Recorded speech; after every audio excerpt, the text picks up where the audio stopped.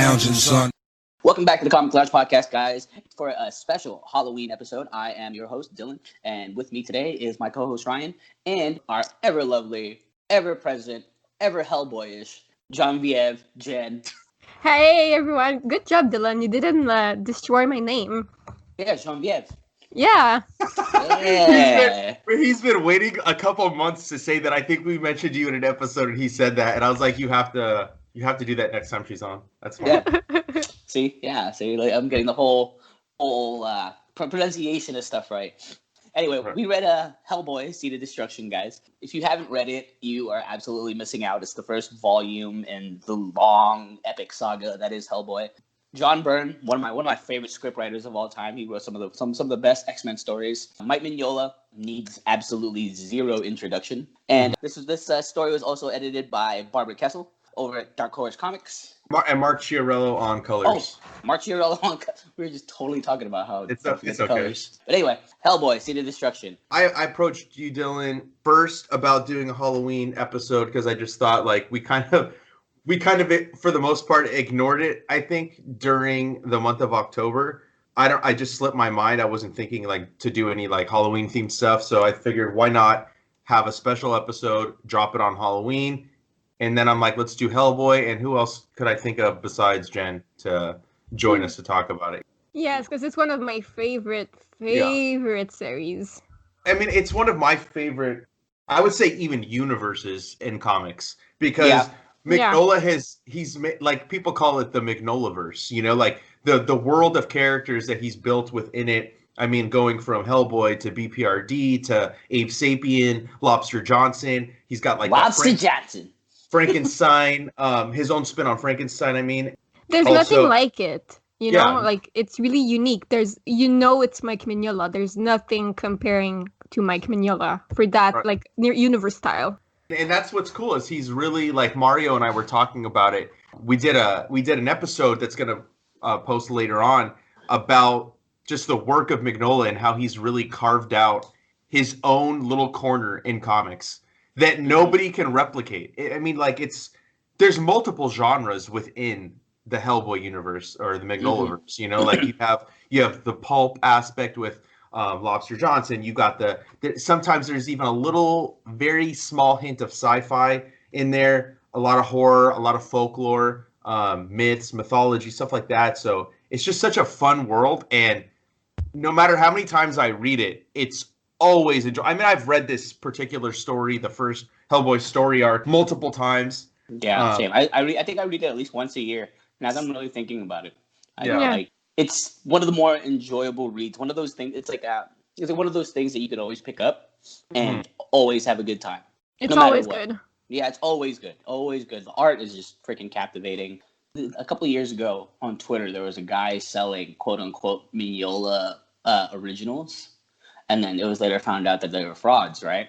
Mm-hmm. But then I remember a comic artist or a writer saying there's people out there trying to make counterfeit Mignola because it's quote unquote easy. Like, no, it's not. Like this is Mignola's so art. ignorant. Yeah, Mignola's art is just it's one of the most recognizable freaking art styles ever. Like even when he was just doing covers for Marvel and DC, like you could without looking for his signature, you could off top say, oh, that's Mignola. Oh, that's Mignola. Like he did a lot of X-Men classic covers where it was just like heavy shadows, you know, not a lot of shading, like, you know, steady colors, and it was boom, it was Mignola. And he really took this style and adopted it in his own. Like, and you can see his influence in, like, you know, some of the more current stuff. Like when we were reading Black Hammer, I totally got Mignola influence vibes from that.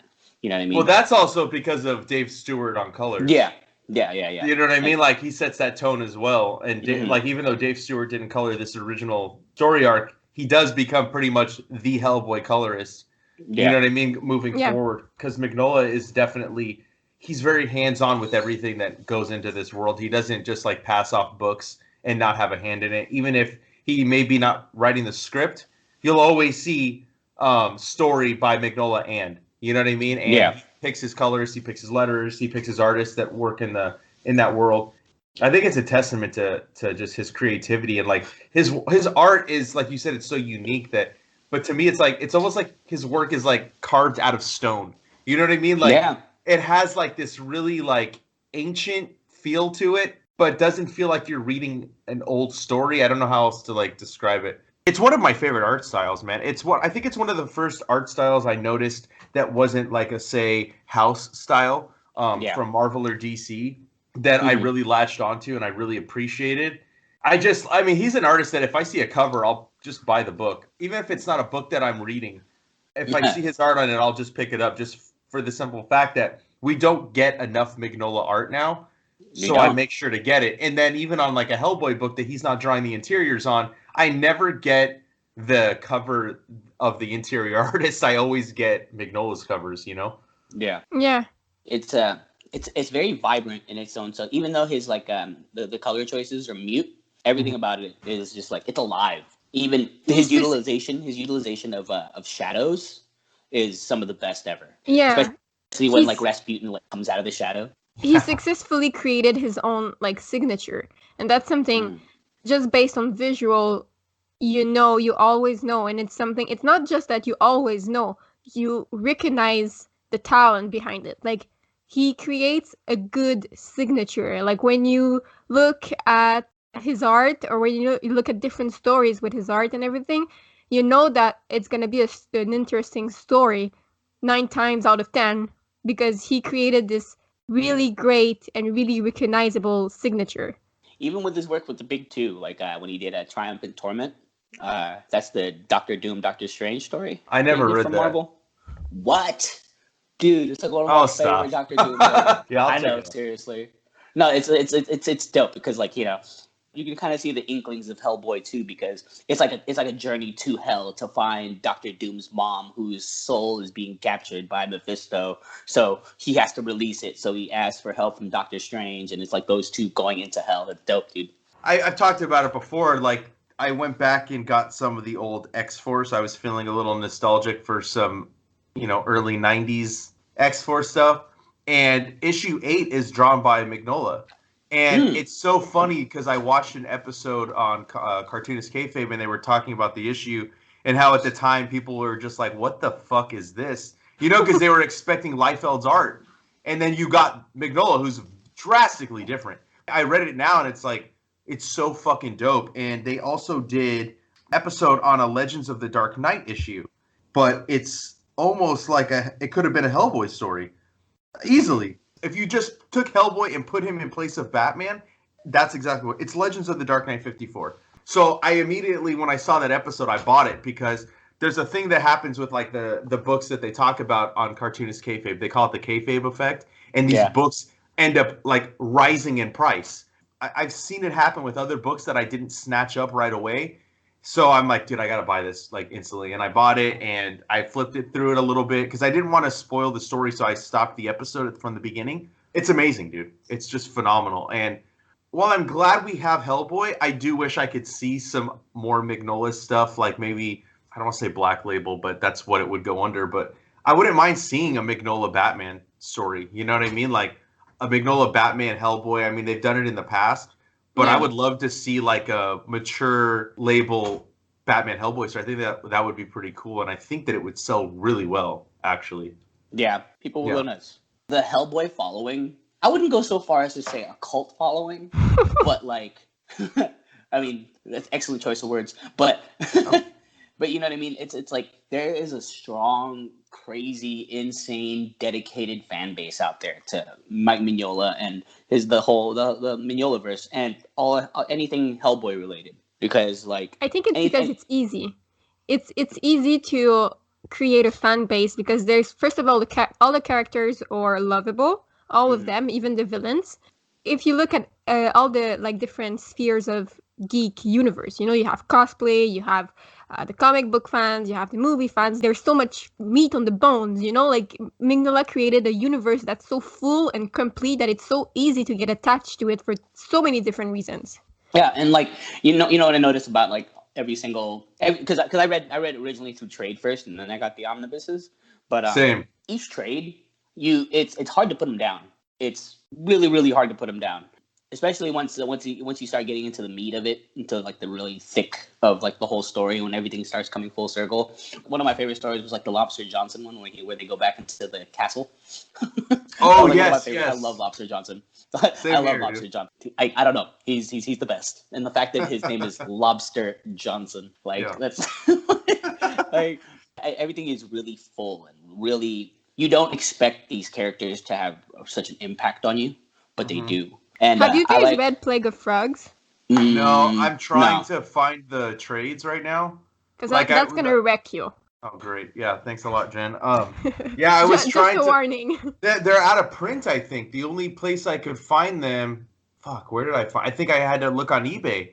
Like a couple months ago, I saw them. They were on every site that sells comic books. Now they're just gone. So if they're not available when I get to work tomorrow to order from Diamond, I guess I'm going to have to go the eBay route, because we were talking about it yesterday, how I've been slashing a lot of my single issues or my ongoings for stuff that is just not something I am fully in love with, because I want to focus on filling in my Mignolaverse collection, because I don't have it all. All I have are the 4 Hellboy Omnibus, and then I bought the BPRD Hell on Earth hardcover, not realizing that the second one is out of print, so I can't even get the next one in hardcover. And I hate when I have one hardcover and one softcover. That it just pisses me off because it doesn't look right on the shelf. Oh, dude. I have like every single trade for the Daniel Way Deadpool run, and then like Volume 9 is the only hardcover that I have of that, and it's the most annoying thing because it just pokes out.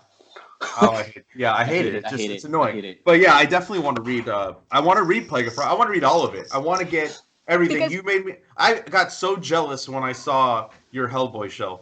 Yeah, dude. And I was like, motherfucker, dude. She's like way further ahead in this universe than I am, and I need to catch up. You know, that's all I could think of. Like that kind of inspired me to be like, you know what? That's my next focus, is just filling in all that stuff. That's my next focus is Lobster Johnson. I'm gonna read Lobster Johnson. That's the other thing that I love about the Hellboy universe. It's so easy to collect them. Honestly, it's really easy. Like, I'm not, I don't put a lot of money in my really big comic books and stuff like that.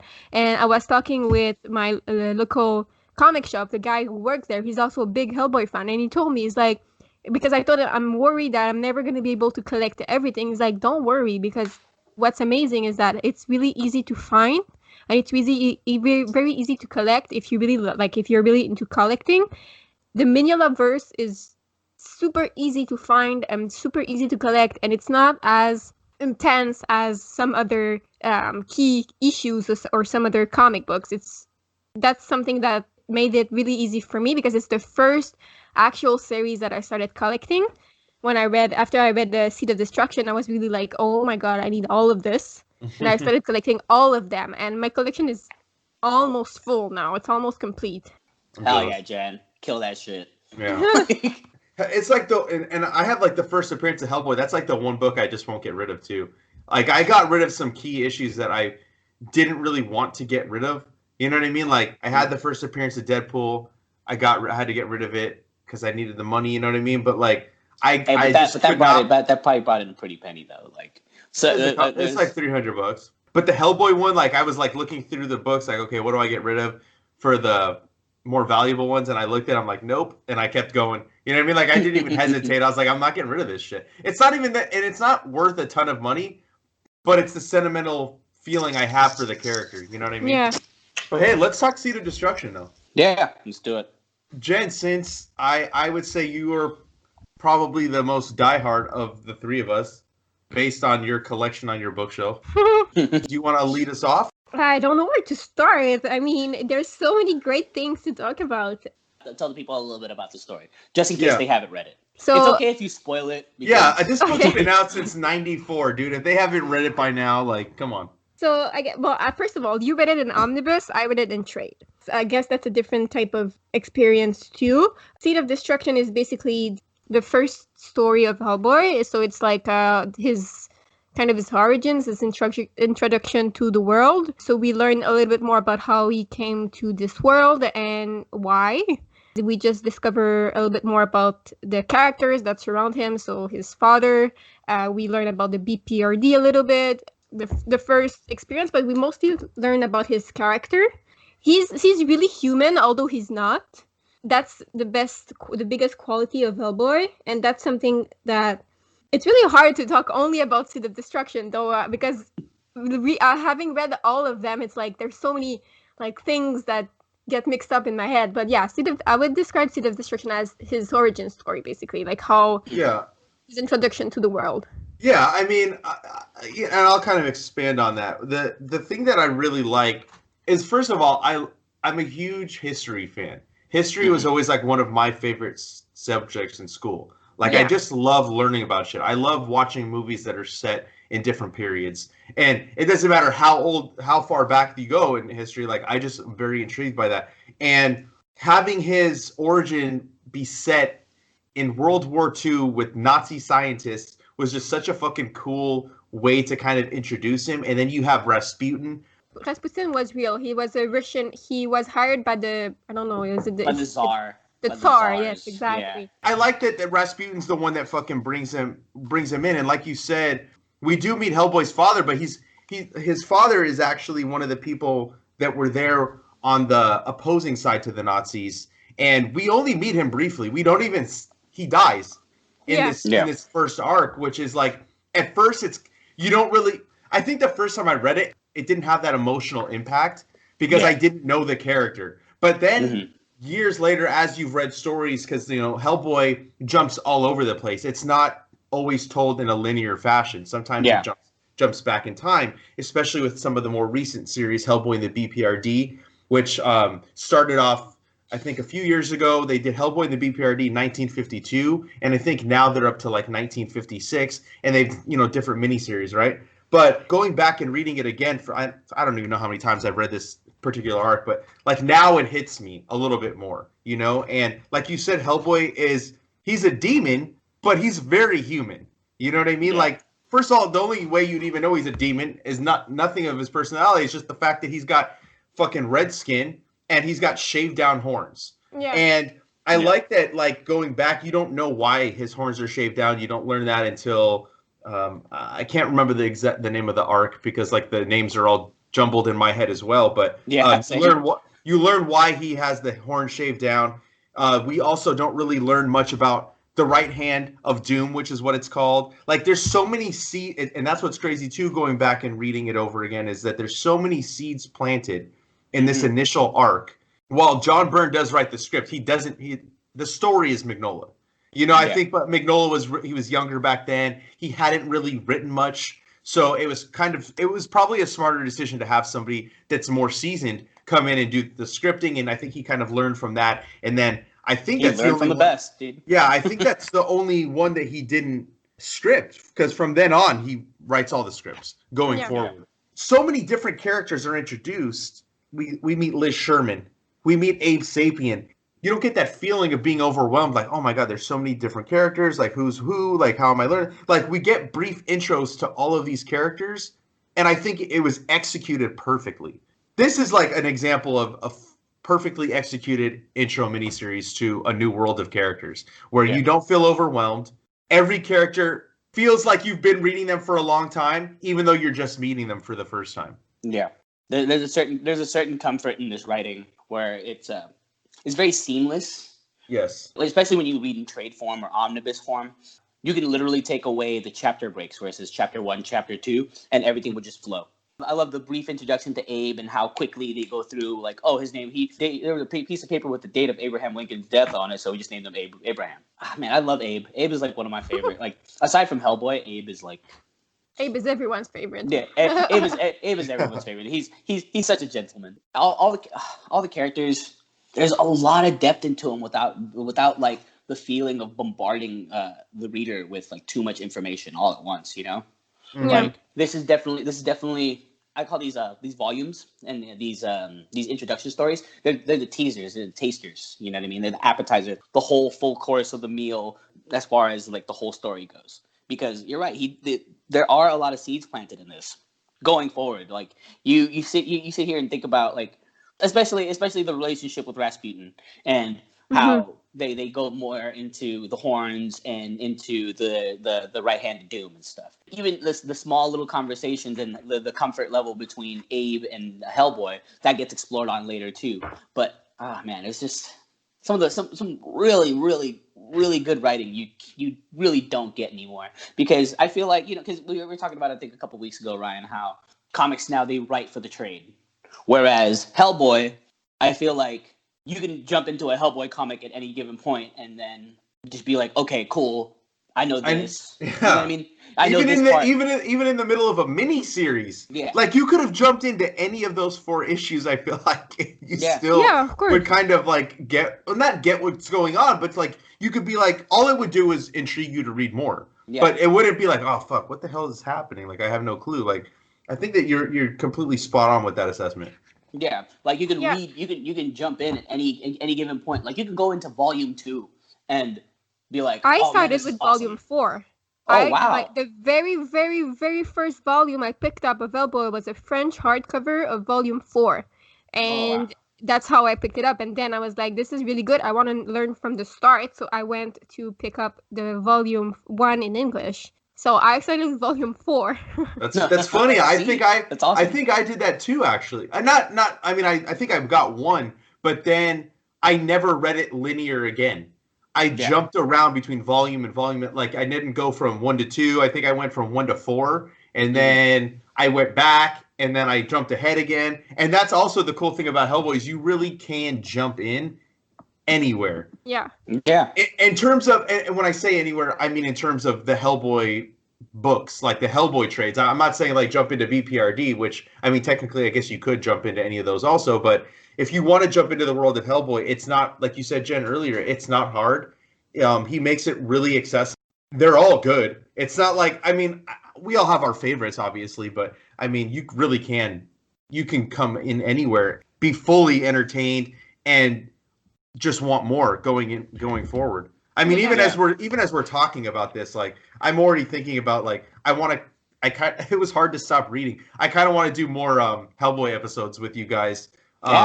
Before I forget to say that, because like it was really hard for me to not continue reading the omnibus. I really had to be like, no, put it away. You just read this like 3 months ago, because I literally did just read all these omnibuses during the pandemic, all 4 of them. So I mean, like I was like, I'll give myself a break. Let me get through my pile. But I think we should definitely start some new Hellboy. We'll go through different. We'll break it down into stories. Not even trades, you know what I mean? Because like it would be kind of, I think, entertaining to just go by arc. Yeah. That way we can jump around. I'm just looking at all the volumes, dude. That fucking Conqueror Worm was like one of my favorites. I know, I love that one, dude. I really like Wake the Devil also. Wake the Devil is good. Troll Witch and Others, that was a good one too. Or with the Baba Yaga. Yes. Dude, what I love too, it's not only is it a multiple period piece, but it's also a trip down folklore and grim fairy tales and stuff like that. You know what I mean? Like, especially it's like when he encounters mermaids for the first time, and they're like not what you expect. They're like absolutely grotesque, and they're more fish than human. Like, I love that. The whole thing, but with grim fairy tales, were basically stories to keep the kids in line and stories to make sure the kids don't wander off into the forest. Well, that's exactly how Mignola approached it, and I love it because that's something that I really love about it. It's the historical and folklore aspect of it. Because if we think back of Seed of Destruction, this whole thing with Rasputin and like the Second War and everything, it started off with like, because there was rumors of Hitler doing dark experiments because he was really curious of supernatural. So there was rumors that Hitler was trying to find supernatural proof that like a dark world existed. And it's like this whole thing with Rasputin and everything, it just connects really nicely in Hellboy, because it's all based on like historical and true fact, if I can say that, or true rumors, if I may say. Every time you read Hellboy, you'll think about your, like you said, Ryan, your historical class, right? Your history class. You'll think about little facts here and there, and you'll be like, oh yeah. And then if you don't know, like for example, I wasn't aware of who Baba Yaga was when I read about Baba Yaga for the first time, and so I googled her, and I was like, oh my god, like an entire new world. It's crazy. Yeah, and I think he even like cites some of the folk tales. I feel like the trades did it a little bit better. I feel like in the chapter breaks he would kind of cite, and I think he also does it in the little captions in the different panels. But I like that too, because then it makes you like, if you do want to see where these characters originated or these stories originated from, you can do the research yourself, like you did with Baba Yaga. And these are, I mean, Hellboy is like the best, in my opinion, the best thing to read during this time of year, because they're not, I wouldn't say that they're terrifying, but some of the stories are creepy, and like the characters, the use of the shadows that he does, like it's perfect for this time of year. It's like the perfect thing to read during the fall and winter seasons, for me at least. Like it's my favorite thing to read. I agreed. Yeah, there's something about Hellboy, lo-fi hip hop, and cold weather that it's like it speaks to me as, oh, it must be wintertime. Oh, it must be the fall season. You know, like because the color tone, it's the color palette that's used. Yes. You know what I mean? There's like the only time something's bright yellow is when something explodes. You know what I mean? Like there's very the colors that they choose to use it's a very seasonal thing. Like, I don't know. Like, can you imagine like a Hellboy story in like the middle of the spring? Like, I can't. It's just off, right? Yeah, it wouldn't feel right. Yeah, it would be too bright. Right, exactly. And I'm not down. Like, give me my dark and gloomy. Give me all the shadows. Give me the freaking catacombs of freaking France. Like, it's. I just cannot get over like the use of shadow and the use of black. I know, dude. It's so well done. Like even with like Rasputin's costume, right, with this whole robe getup, like he doesn't use very many lines. He only kind of uses like his silhouette. But I like even with that, the contrasting blank space that is on the page, like there's so much depth to it that you feel it. You know what I mean? Especially like when Hellboy encounters Rasputin for the first time. And he's kind of standing in the like on the rock, and Hellboy's in the water, and with the fucking frog wrapped around his fucking face. Yeah, you mostly just see the eyes, the piercing eyes. You know what I mean? It's literally just like a little shadowy, like a blue tint to his face, and then just those piercing eyes. Yeah. Right before chapter 3 too, because that's like right where it takes the end of issue 2 is where that takes place.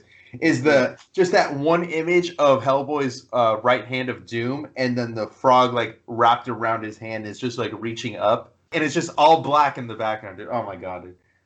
I just love his art so much, dude. I just like he's like one person that I really, really, really want to own a piece of original art from.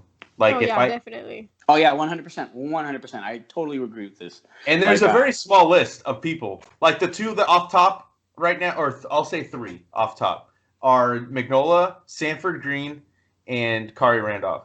Those are the 3 on my list right now that I really want to own a piece of original art from. I can't put a list. There's so many. Like honestly, like Mignola is definitely the top. Mignola is number 1 because he made a style all his own. Whereas other people just have variations of different styles, you know, like Simone Bianchi. Like I would love something from him, but Mignola is at the top always. I really love how you said he has a style of its own. Like it's true. It's really that he has his own style, and you can't find anything else like it. Or I mean, people get inspired sometimes, but like truly like Mignola, it's really hard. And I think that like without like talking too much about the future stories, I think the only artist that I would say that I would like to draw Hellboy is Duncan Fegredo, who ends up being the kind of semi-regular artist with like the Wild Hunt and stuff like that. But even then, it's like he's emulating Mignola, but he's not like copying him. But it feels right, you know what I mean? Like it doesn't feel as jarring. If like I'm trying to think of an artist that just would not fit Hellboy. Liefeld. Like if like Rob Liefeld drew Hellboy, like that's horrible. What are you talking about, Ryan? Liefeld probably draws excellent freaking devil hooves. He can't draw human feet, but devil hooves, I'm sure he has that shit. Rob. I prefer if Uncle Rob would just stay the fuck away from Hellboy, but I don't think he's gonna come anywhere near it anyway. So he can't be that dynamic.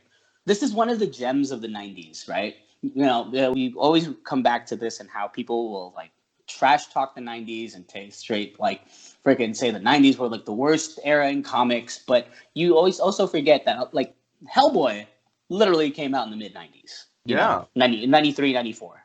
You can't say the 90s was trash and freaking praise Hellboy in the same breath. I remember picking up a Wizard comic, a Wizard magazine in the 90s, and they were talking about how Hellboy is literally just taken over the comic world.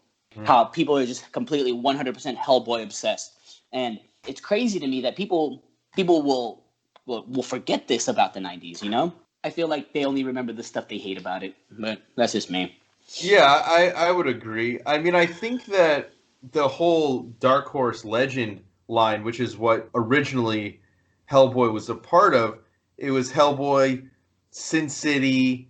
Dark Horse was awesome too. Dark Horse. Yeah, Dark Horse was doing some dope shit back then, dude. You know. Yeah. I think one of the first Dark Horse comics I read was Grendel, and yeah, Grendel was awesome. Back then, like I was saying, like the Dark Horse Legends imprint, Hellboy was a part of it. Then you had artists like Art Adams. You had Frank Miller on Sin City. You had John Byrne doing his creator-owned stuff. You had Paul Chadwick doing Concrete.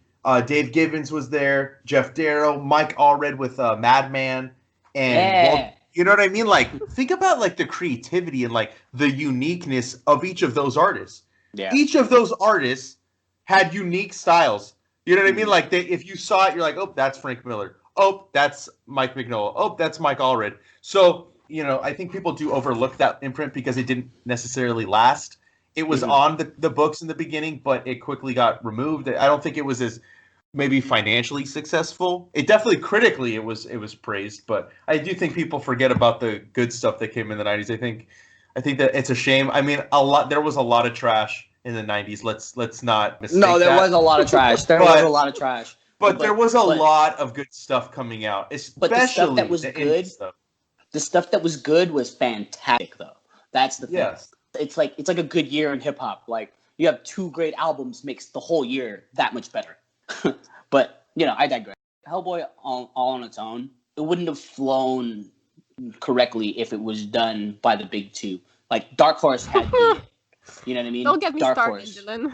Yeah, you know what I mean? It would have never happened with the big. It would have never happened, right?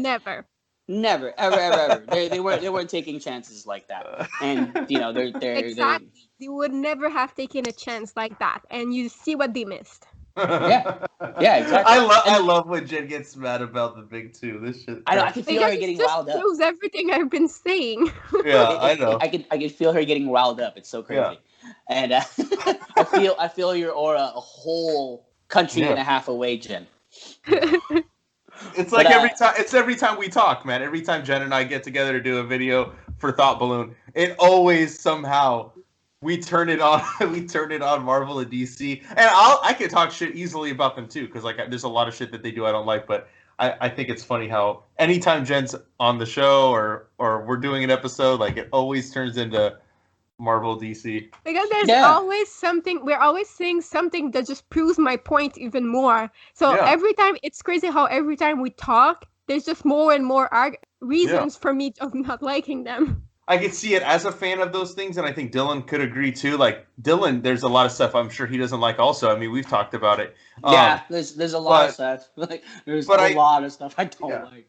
But I also see how someone like you, Jen, like, and we've talked about this, how like why you wouldn't gravitate towards those stuff or towards those books, and you would gravitate towards a book like Hellboy because it's better. You know what I mean? It's better, and it's also more accessible. And there's a lot. I think the creativity is on a different type of level than you see from, I want to say, the majority of DC and Marvel. Because I don't want to say all, because we do get some stuff from DC and Marvel that are good and are unique.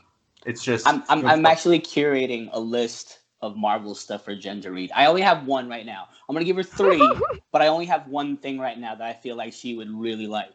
But I'm gonna save. Screw it. I'll just tell you. So remember Ryan yesterday how I told you that I started reading NYX? Yes. I feel like Jen would really like NYX. I've heard about that. It's basically, I don't want to spoil it. Don't say anything. The only thing you need to know is that mutants exist, and this is New York City. That's it. Yeah, it's really good. It's really good. It definitely pushed a lot of boundaries. Yeah. And I feel like you'd really like it. The art is beautiful too. It's kind of like an origin story for X-23 or Laura Kitty Wolverine. As a lot of our listeners know, I absolutely love any and all iterations of Wolverine. Yes, we know. So yes, we know. We know. But I think there's books that Jen would like. I think it's the stuff that kind of falls out of the realm of superheroes. I think she'd really like Alias. Dude, she would love that.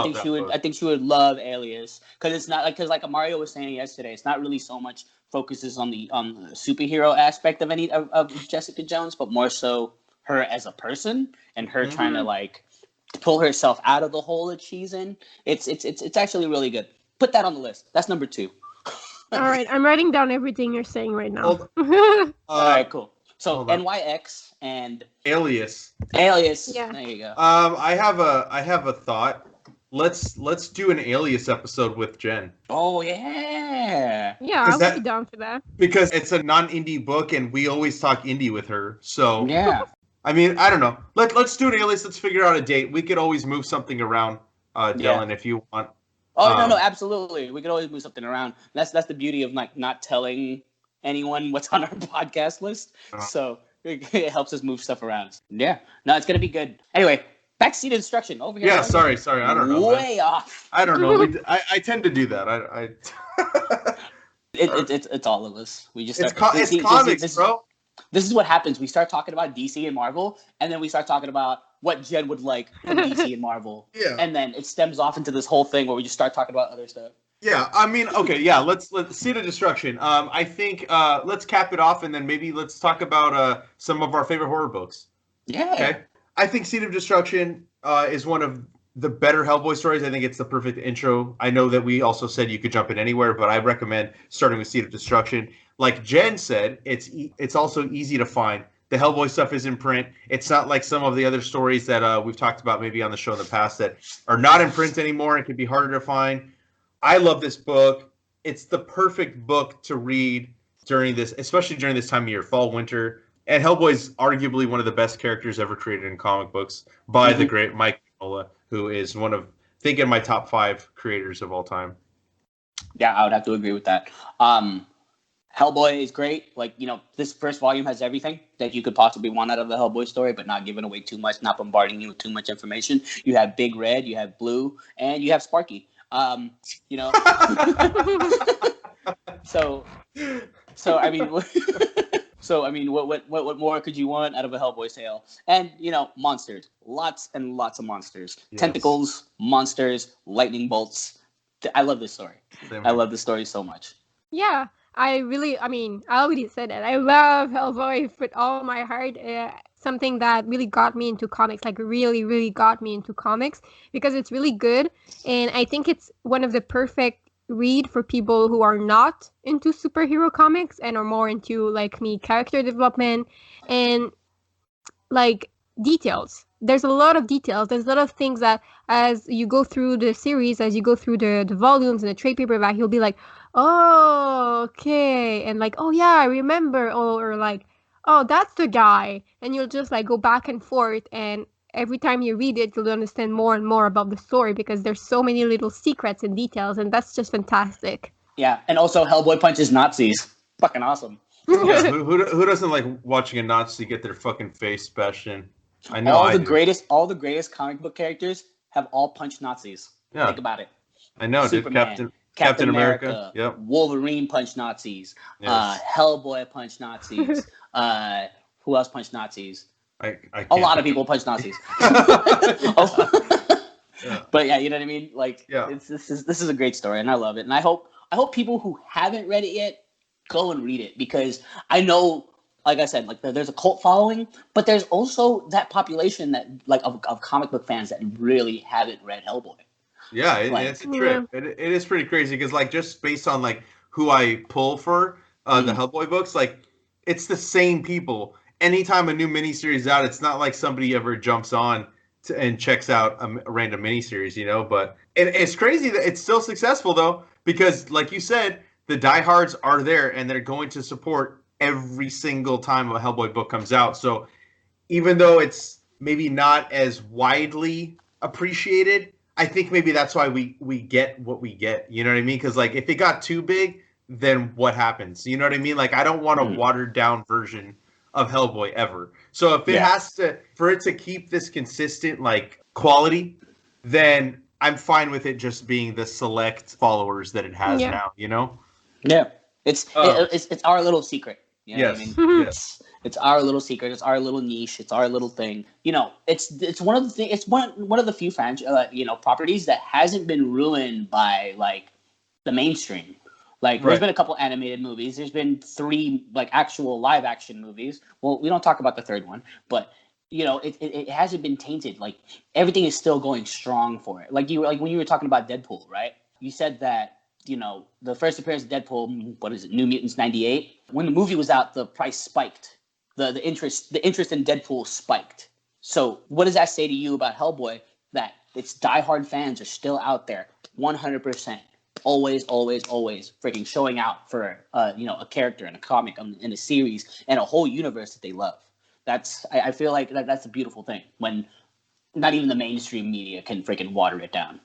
Okay, Halloween. And then before we get out of here, you want to each pick like a couple, Halloween horror recs? Oh yeah, okay. I would say Rachel Rising. I finished it yesterday, and it's a really awesome book for Halloween. That was amazing, and I totally recommend it for a Halloween read. Anything Hellboy, obviously.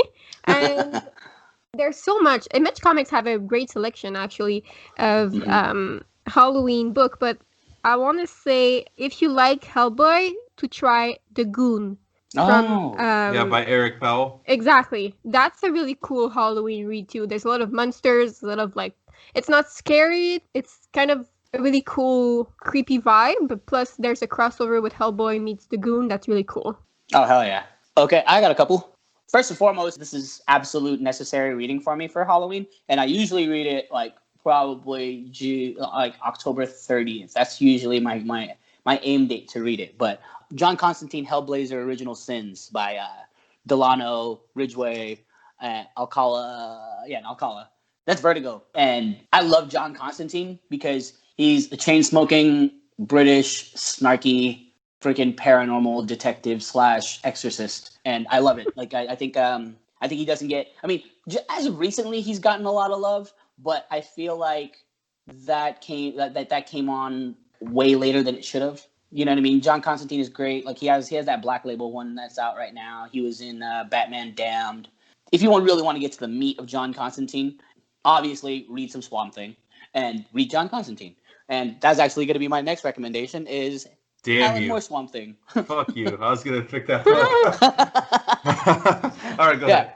Yeah, but Alan Moore Swamp Thing, I mean, you can pick up that book at any time of your life, and the stuff it talks about and how humans and nature and all the stuff he touches on in his book, which was like came out in the 70s or early 80s. No, it was the 80s. Yeah, okay, it was the 80s, and you can still pick it up, and all the eco stuff that is prevalent in there, it's still going on now. It's pretty crazy how that particular writing, the subject he touches on there, is still prevalent today. It's actually kind of like disturbing. But aside from that, monsters fighting in a swamp, monsters fighting in the city, monsters fighting on rooftops. I love it. It's really some of the like better works. Now, as far as like a ghost story, there's a more recent book, and I'm sure it's easy to find, but it's Infidel. Infidel is a haunted ghost story about spirits who feed on xenophobia. It's quite frankly a really beautiful book. I definitely liked it more than I thought I would. And I feel like people should check that out. Infidel, it's on Image Comics. So basically, it's this house blows up. I don't want to ruin it for you guys. Just know that it's a ghost story about a ghost that feeds off xenophobia. And it's a really new take and a new twist on the ghost story genre. Like I was telling you yesterday, you and Mario yesterday, Ryan, how there's not a lot of originality when it comes to horror. Especially now. Like I feel like everything's been done. But I feel like just recently, like within the past 5-6 years, maybe in the past 10 years. We're in 2020. I keep on forgetting that. But there's been a resurgence of like really, really good horror. You know what I mean? And I feel like it doesn't get as much love as it should. But yeah, those are my 3. I will start with Nailbiter. Yeah. Nailbiter is one of my favorite books to come out from Image in the last 10 years. I love Joshua Williamson, love Mike Henderson's art. It's a book about a town in it's Buckaroo, Oregon is where it takes place, and this town just breeds serial killers. I love that throughout the run, and it just came back recently. I think I think it's only going to be a couple trades worth. You figure out why this town keeps breeding the serial killers, and they each kind of have their own theme. And the reason it's called Nailbiter is because one of the main antagonists, his thing when he kills people is he bites their nails off.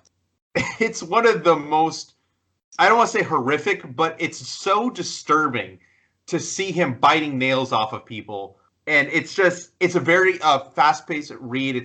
It's kind of got those David Fincher and Seven vibes to it, and I just really love that series. I don't want to give too much away. Don't, because I'm halfway through it. Don't. Okay, yeah. I haven't finished it yet. I forgot. So that one I really love.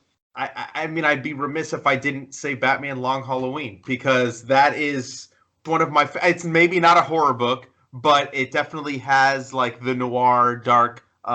It starts on Halloween. And it's a series of murders that continues to take place. It's a mystery. And I always tend to read it at this time of year. I won't be reading it right now because we read it not that long ago for the podcast, so it's still too fresh on my mind. But that one is always something I read. And then Lock and Key. Lock and Key is a really good series. I haven't watched the show because I don't want it to ruin the book for me. But that one is, it's written by Joe Hill, and whose dad is the master of horror books, Stephen King. So I mean, it's, and again, I don't even know really how to describe that book without kind of ruining it, but it's set in a town in Massachusetts, which is mostly where Stephen King's books tend to take place, right? Off of Coast City. It's just about the family dynamic of it, and it's just a creepy fucking story, from beginning to end. And it's a book that once you pick up that first volume, you will want to have the subsequent volumes right next to you to continue reading it, because I made the mistake of only bringing volume 1 home from work, and I had to wait to go get the rest of them. And when I went back, I took 2 through 6 and I plowed through those trades. It is a phenomenal series. Yeah, I plowed through that in a week. Actually, just recently this year, because I think I only read the first trade prior to this year, and then when I went out of town earlier this year, I plowed through friggin' all 6 volumes within a week. It was crazy. It's one of the it's so good, everything about it. And I think that's it. I mean, I could go on probably and list a few more, but I don't want to There's so many. Yeah, obviously, like Jen said, anything Hellboy is the perfect thing to read during Halloween. Yeah, all of it. So. If I may just add, also Baltimore from the Mike Mignola as well. It's in the same type of universe, but it's really cool, and we never hear about it. Oh yeah, I've been meaning to read that too, but yeah, Baltimore. Yeah, and an extra shout out. This is maybe not as many people that listen to this. I don't know if you guys all read manga, but I talked about it on the other podcast. Anything by Junji Ito, anything by that dude, will fucking disturb you to your fucking core. It's just the art, the detail that he puts into it, and they're just creepy fucking stories. And I mean, pick your fucking poison, dude. Any of his books are all good. I've read a few of them. I haven't read all of them, but they're all amazing, and they're all great horror stories. And that's it. That's all I got, dude. Awesome. Just want to say a quick thank you to Jen for always stopping by and blessing us with her presence. Always a pleasure. I second that. Yeah. Yeah, we love having you on. It's like you're literally our favorite. So there's that. Yeah, so that's been another episode or special episode of the Comic Lounge podcast. And if you're not already following us, make sure you follow us on Facebook, Twitter, and Instagram at the Comic Lounge. You can also follow Dylan on Instagram at the Dillbot. You can follow Jen at Life of a Geeky Mind. Both those are on Instagram. Make sure you throw your comments or suggestions down below, or you can email us, thecomicloungepod@gmail.com. Make sure you subscribe on whatever platform you're listening to us on. We're on YouTube, Spotify, iTunes, pretty much anything. There's podcasts. You can find us there. And on that note, we're out. Later, buds. Bye.